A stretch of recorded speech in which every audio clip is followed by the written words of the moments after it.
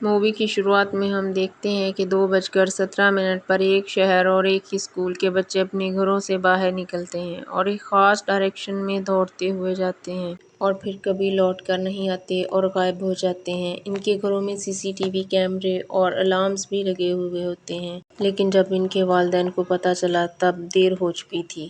CCTV cameras سے ہی پتہ چلا کہ بچے ایک ہی پوز یعنی پلین جیسا پوز بنا کر اور ایک ہی ڈائریکشن میں بھاگے اور ایک ہی ٹائم 2:17۔ غور کرنے والی بات یہ تھی کہ یہ بچے ایک ہی اسکول اور ایک ہی کلاس کے تھے۔ کلاس میں ٹوٹل 18 بچے تھے، جن میں سے 17 بچے غائب تھے، لیکن ایک ہی بچہ تھا جو غائب نہیں ہوا۔ ان سب بچوں کو جو ٹیچر پڑھاتی تھی اس کا نام جسٹین تھا، تو وہ پہلے شک کے دائرے میں آتی ہے، اور دوسرا وہ بچہ جو غائب نہیں ہوا تھا اس کا نام ایلیکس تھا۔ پولیس جسٹین، ایلیکس اور اس کے ماں باپ سے انویسٹیگیشن کرتی ہے، لیکن کوئی رزلٹ نہیں نکلتا۔ انویسٹیگیشن ہوئے 1 مہینہ گزر گیا، لیکن بچوں کا کچھ پتہ نہیں چلا۔ School teacher Justin daily routine wise school گئی تو دیکھا کہ کلاس میں صرف ایک ہی بچہ ہے جس کا نام ایلیکس ہے۔ پھر جلدی ہی پتہ چلا کہ وہ سب مسنگ ہیں۔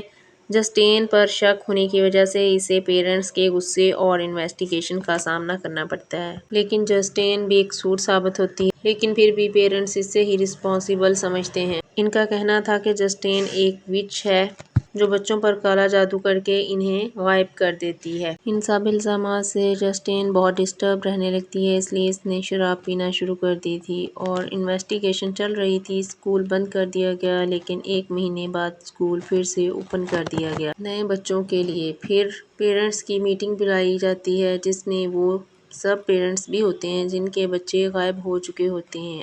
وہ آج بھی ذمہ دار جسٹین کو ہی ٹھہرا رہے تھے، جس پر وہ کہتی ہے کہ میں بے قصور ہوں، میں نے بچوں کو کچھ نہیں کیا، میں تو بچوں سے بہت پیار کرتی ہوں۔ پرنسپل بھی جسٹین کا ساتھ دیتا ہے کہ یہ سچ کہہ رہی ہے، لیکن پیرنٹس میں سے ایک آدمی بڑھ چڑھ کر جسٹین پر الزام لگاتا ہے، یہاں تک کہ اسے وچ تک کہہ دیتا ہے۔ دیکھتے ہی دیکھتے لوگ بے قابو ہونے لگتے ہیں، وہ تو جسٹین کو مارنے کے لیے آ رہے تھے۔ پرنسپل جسٹین کا بچاؤ کرتا ہے اور اسے سیکیورٹی کے ساتھ وہاں سے نکال دیا جاتا ہے، اور اسے یہ بھی کہا جاتا ہے کہ وہ فوراً اپنے گھر جائے اور گھر سے باہر نہ نکلے۔ اس کے بعد جسٹین گھر آ جاتی ہے، ان سب باتوں سے بہت ڈسٹرب تھی، اس لیے وہ شراب پینے لگتی ہے۔ تبھی بیل بجتی ہے اور جسٹین نے آواز لگائی کہ کون ہے، تو کوئی جواب نہیں آتا، اس لیے وہ دروازے کے پاس جا کر سوراخ سے دیکھتی ہے، لیکن اسے کوئی دکھائی نہیں دیتا۔ اسے بہت عجیب لگا، اس نے کھڑکی سے باہر ہر طرف دیکھا، لیکن اسے کوئی بھی نظر نہیں آیا، اس لیے وہ ریلیکس ہو کر جانے لگتی ہے۔ تبھی دروازے پر زور زور سے دستک ہوتی ہے۔ گھبراہٹ میں وہ پھر پوچھتی ہے کون ہے، جاؤ یہاں سے۔ پھر وہ ہمت کر کے ایک اوزار لے کر باہر آتی ہے اور دیکھتی ہے کہ کوئی اس کی گاڑی پر بڑا سا وچ لکھ گیا ہے۔ اگلے دن جسٹین پولیس کے پاس رپورٹ کرنے جاتی ہے، اس دوران اسے ایک آفیسر دکھائی دیتا ہے جو کہ جسٹین کا دوست تھا۔ اس کے بعد جسٹین اسکول جاتی ہے تو پرنسپل کہتا ہے کہ آپ اسکول مت آئیں تو بہتر ہوگا، حالات بہت خراب ہیں۔ تو جسٹین کہتی ہے تو کیا میں ایلیکس سے بات کر سکتی ہوں؟ تو پرنسپل اسے سمجھاتا ہے کہ پیرنٹس بہت غصے میں ہیں، کل آپ نے دیکھا ہی تھا، جب تک معاملہ ٹھیک نہیں ہو جاتا تب تک آپ اسکول اور بچوں سے دور رہیں۔ اس لیے وہ اداس ہو کر وہاں سے چلی جاتی ہے۔ شام کو وہ بار میں اپنے پولیس آفیسر دوست سے ملتی ہے، تو اس کے ہاتھ پر بینڈیج لگی دیکھ کر اس سے پوچھتی ہے کہ یہ کیا ہوا، تو وہ بتاتا ہے کہ ایک کیس کے دوران چوٹ لگ گئی تھی۔ جسٹین اسے بتاتی ہے کہ سب اسے وچ سمجھ رہے ہیں اور کوئی اس کی گاڑی پر وچ بھی لکھ گیا ہے۔ تب پولیس آفیسر اس کا موڈ ٹھیک کرنے کی کوشش کرتا ہے۔ اگلے دن جسٹین پھر آفیسر سے ملتی ہے اور کہتی ہے کہ مجھے لگتا ہے ایلیکس کو کچھ تو پتہ ہے، ہمیں اس سے بات کرنی چاہیے، لیکن آفیسر اسے منع کر دیتا ہے کہ انویسٹیگیشن چل رہی ہے نا، انہیں اپنا کام کرنے دو اور تم ان سب میں مت پڑو۔ یہ کہہ کر وہ چلا جاتا ہے، لیکن جسٹین نہیں مانتی اور اسکول سے گھر جا رہے ایلیکس کا پیچھا کرتی ہے اور اسے گھر کے اندر جاتے ہوئے دیکھتی ہے۔ پھر وہ جا کر ڈور بیل بجا دیتی ہے، لیکن دروازہ کھولنے کوئی نہیں آتا، جس سے جسٹین حیران ہوتی ہے۔ پھر وہ پوچھتی ہے کہ کوئی ہے، لیکن کوئی آواز نہیں آتی، جیسے کوئی ہو ہی نہ۔ ابھی تھوڑی دیر پہلے ہی تو ایلیکس اندر گیا تھا اور کسی نے اس کے لیے دروازہ بھی کھولا تھا۔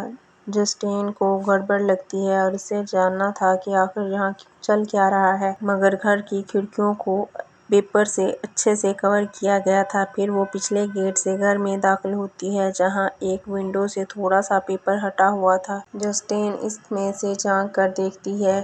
گھر کے اندر بالکل اندھیرا تھا۔ اندھیرے میں دو لوگ بیٹھے تھے جن کو دیکھ کر وہ گھبرا گئی۔ گھبراہٹ میں وہاں رکھا بیلچہ گر جاتا ہے جس سے وہ ڈر گئی، مگر اس آواز کے بعد بھی کوئی باہر نہیں آیا۔ اس لیے وہ دوبارہ دیکھتی ہے تو اب بھی وہ دونوں ویسے ہی بیٹھے ہوئے تھے۔ جسٹین کو یہ سب بہت عجیب لگتا ہے اور وہاں سے وہ چلی جاتی ہے اور اس بارے میں پرنسپل سے بات کرتی ہے کہ ایلیکس کے پیرنٹس کے ساتھ کچھ تو گڑبڑ ہے۔ تو پرنسپل کہتا ہے کہ ٹھیک ہے، میں دیکھ لوں گا، لیکن تم ان سب سے دور رہو پلیز۔ اس کے بعد جسٹین وہاں سے اسٹور جاتی ہے اور اپنی ڈرنک لینے، لیکن وہ اس بات سے بالکل بے خبر ہوتی ہے کہ کوئی انجان عورت اس کا پیچھا کر رہی ہے۔ اچانک پیچھے سے آ کر وہ جسٹین کے بال پکڑ کر اسے نیچے گرا دیتی ہے اور وائن کی بوتل اس کے اوپر گرا کر اسے دھمکانے لگتی ہے کہ تم آج گھر آئی تھی۔ جسٹین کہتی ہے کہ میں نے کچھ نہیں کیا، مجھے جانے دو۔ وہ عورت بہت غصے میں تھی اور جسٹین کے فیس پر ڈرنک گراتی ہے۔ اتنے میں اسٹور میں کام کرنے والا لڑکا آ جاتا ہے اور اس عورت کو پکڑ کر وہاں سے باہر نکال دیتا ہے۔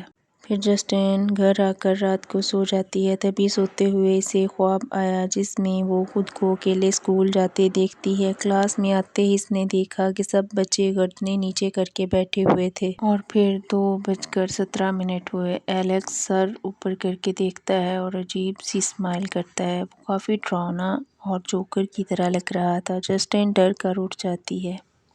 اس کی نیند خراب ہو جاتی ہے اور وہ دوبارہ سونے کی کوشش کرتی ہے، لیکن لیٹتے ہی اب اوپر چھت پر اسے کوئی انجان عورت دکھائی دیتی ہے جس کا چہرہ جوکر جیسا تھا، جسے دیکھ کر وہ چیخ پڑی اور اب وہ اصل میں جاگتی ہے۔ اسے احساس ہوتا ہے کہ وہ خواب کے اندر خواب دیکھ رہی تھی۔ اگلے دن پھر جسٹین ایلیکس کے گھر کی طرف جاتی ہے، اس سے بات کرنے کی کوشش کرتی ہے، لیکن ایلیکس اس سے بات نہیں کرتا اور بس اتنا کہتا ہے کہ میرا پیچھا مت کریں اور اپنے گھر چلا جاتا ہے، لیکن جسٹین نہیں مانی۔ وہ پھر جا کر دروازے پر دستک دیتی ہے اور کہتی ہے کہ مجھے پتا ہے کہ آپ لوگ اندر ہی ہیں، اس لیے باہر آ جائیے، لیکن پھر بھی کوئی دروازہ نہیں کھولتا۔ اب کی بار جسٹین جاتی نہیں بلکہ گھر کے باہر ڈیرا ڈال کر بیٹھ جاتی ہے کہ کبھی تو کوئی گھر سے باہر نکلے گا، لیکن دوپہر سے رات ہو گئی اور کوئی بھی گھر سے باہر نہیں آتا۔ اس دوران جسٹین کی آنکھ لگ گئی، اسے نیند آ گئی۔ پھر گھر کا دروازہ کھلتا ہے اور ایلیکس کے گھر سے اس کی ماں ہاتھ میں کینچی لیے عجیب سے طریقے سے دوڑتے ہوئے جسٹین کی طرف آتی ہے، لیکن جسٹین کو سوتا دیکھ کر اسے کچھ نہیں کہتی، صرف کینچی سے اس کے بال کاٹ لیتی ہے۔ اب ایک آرچر نامی شخص کو دکھایا جاتا ہے جو جسٹین پر وچ ہونے کا الزام لگا رہا تھا کیونکہ اس کا بیٹا بھی غائب تھا۔ وہ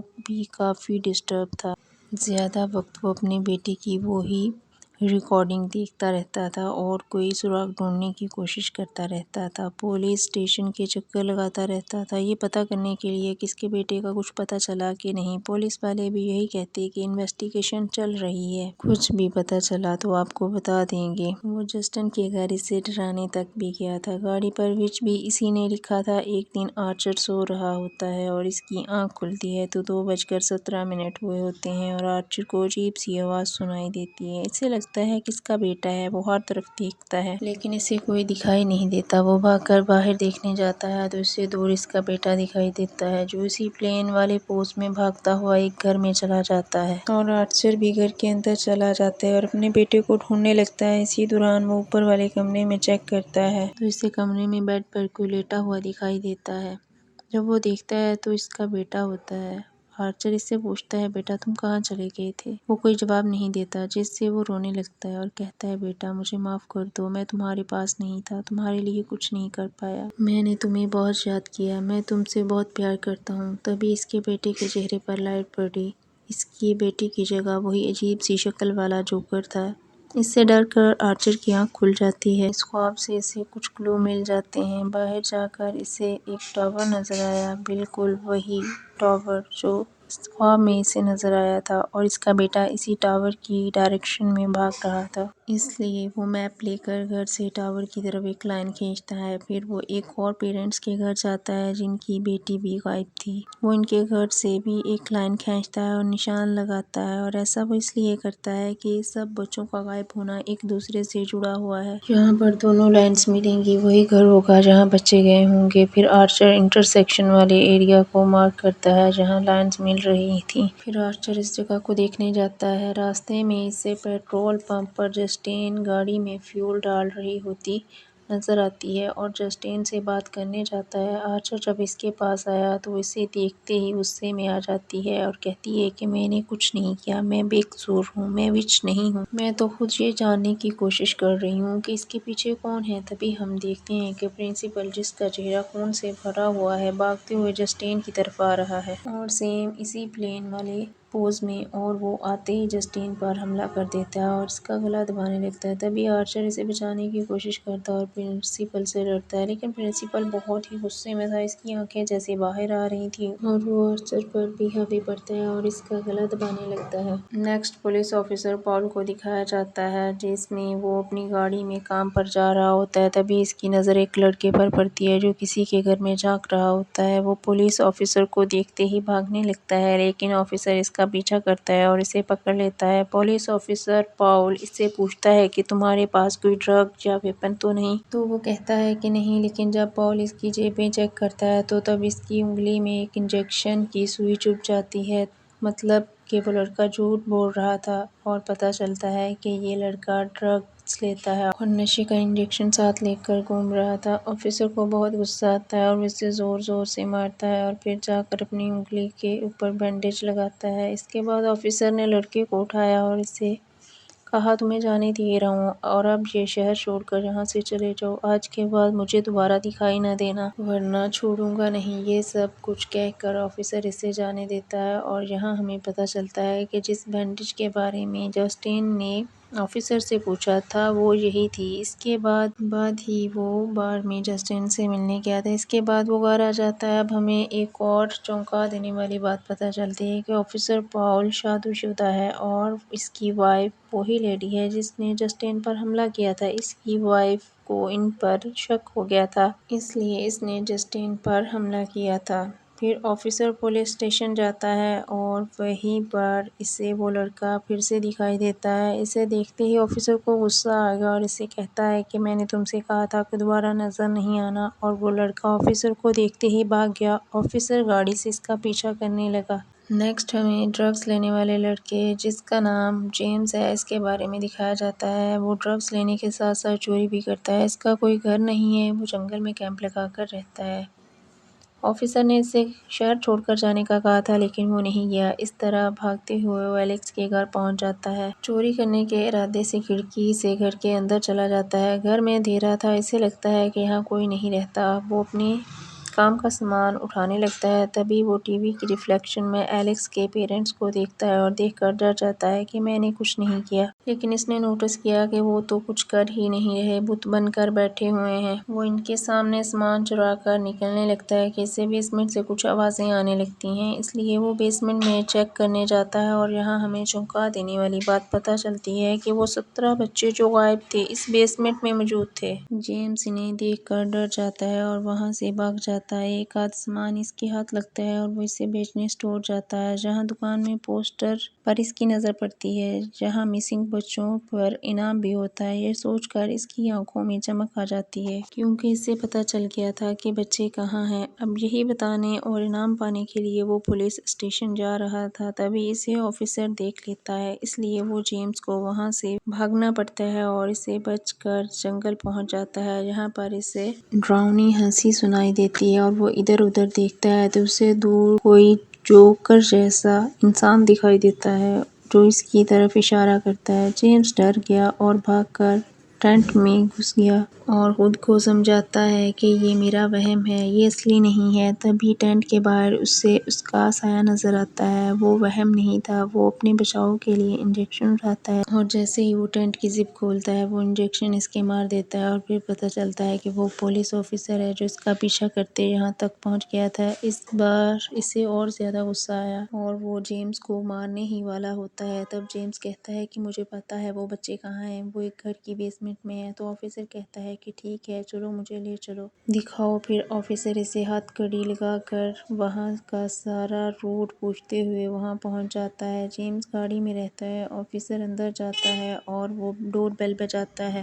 اس کے لیے کوئی دروازہ کھول کر اسے اندر لے جاتا ہے۔ جیمز گاڑی میں گھنٹوں اس کا ویٹ کرتا ہے لیکن آفیسر واپس نہیں آتا۔ اب رات ہو گئی تھی اور جیمز تنگ آ جاتا ہے۔ رات کو دروازہ کھلتا ہے اور آفیسر باہر نکل آیا لیکن وہ پہلے کی طرح نہیں تھا، کسی پاگل کی طرح لگ رہا تھا۔